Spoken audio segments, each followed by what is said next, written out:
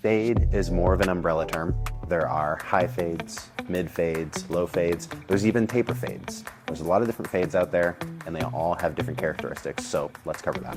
High fades, generally the bald line is gonna start about 2 or 3 fingers above the ear, and it's gonna fade into a very short amount of space, into a really short length on top, or different styles. You'll generally see those kinds of fades with crop, high-end tights, military cuts to be more specific.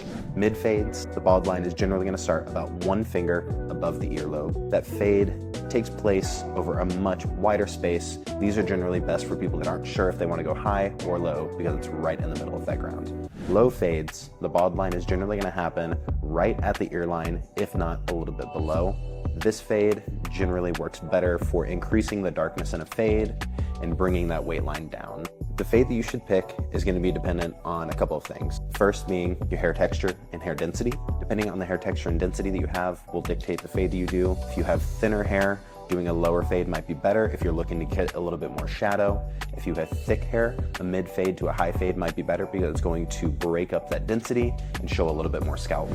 Taper fades are different from regular fades in the sense that they only occur in the temple area on both sides and at the nape of the neck, whereas a fade is going to have a consistent guideline starting at the temple area, moving all the way around the head. When deciding what fade to look for, talk to your barber, raise your concerns, let them know the specific things you're looking for. If you're parting your hair off to one side and styling it that way, we're not going to cut a skin fade the same exact way that we would if you're just wearing your hair forward or straight back. Also, if you're not sure of your hair density or hair texture, communicate with your barber. They are there and willing to help you get the best possible haircut, so don't be afraid to ask questions. If this was helpful, be sure to like and comment if you have any other questions or you want us to go over any other styles.